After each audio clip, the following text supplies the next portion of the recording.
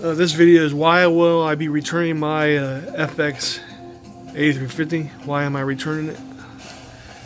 Reasons is it's going to run you almost the same, close to a 9590 in the temps. They're not recommended. I don't recommend 8350 with any 970 platform. If you want to watch why, go watch Tech Yes City on his 8350. He'll explain why they're not recommended for a 970 motherboard or any of the 970. Though mine has Beats seat sinks and they can handle up to 200 TDP CPU. But and I already recommended. I don't recommend any 9590 CPU at all for gaming or whatever, unless you got custom cooling, or unless you got like the FX. I mean, unless you got the AMD 99 or 90 whatever platform motherboard. That'll maybe handle it better. Here, the 970. But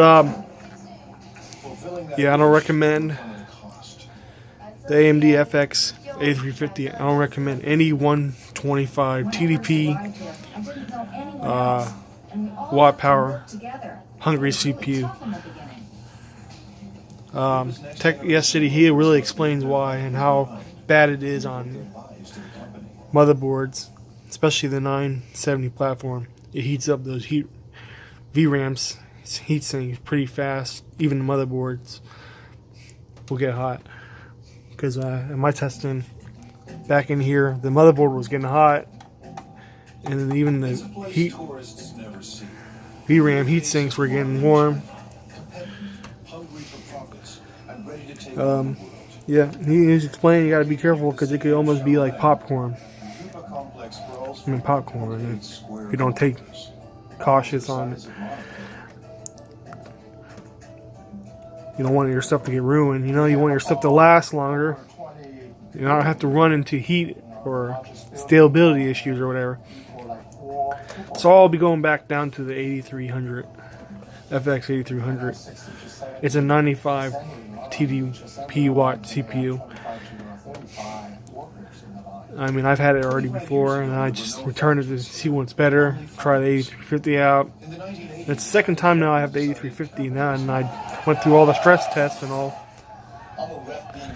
But now, I just don't recommend it. Same as the 9590. Both of them are like heat ovens to your motherboards. You really gotta take a lot of cautious if you're gaming or testing or whatever,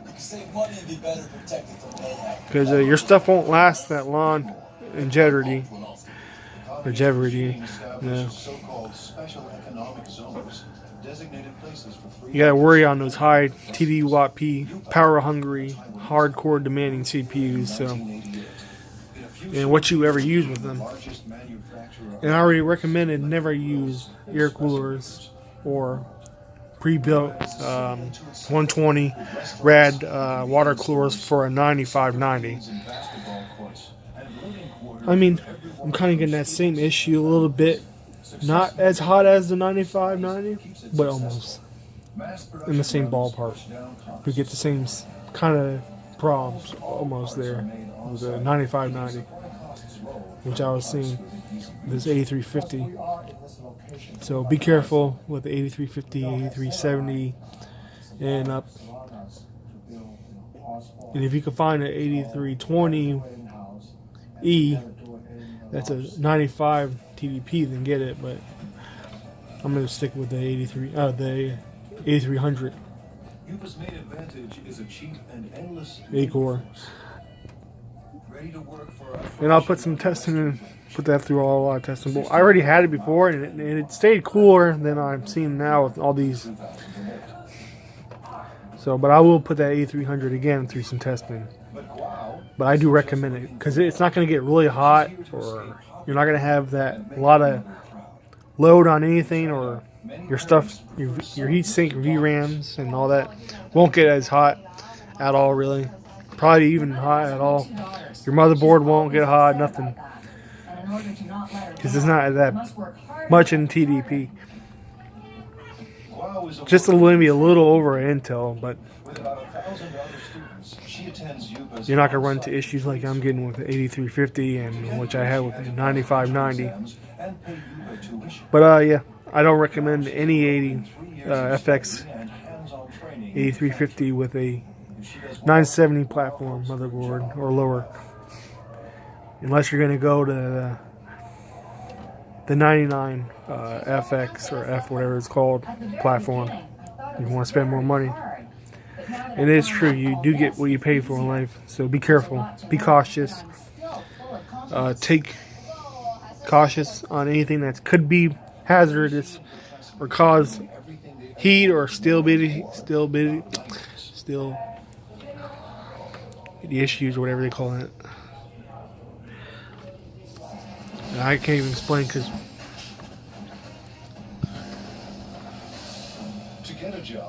stability issues, yeah. Yeah, I just don't recommend any 125 TDP watt CPU on any 970 or lower motherboard unless you're going to spend more money.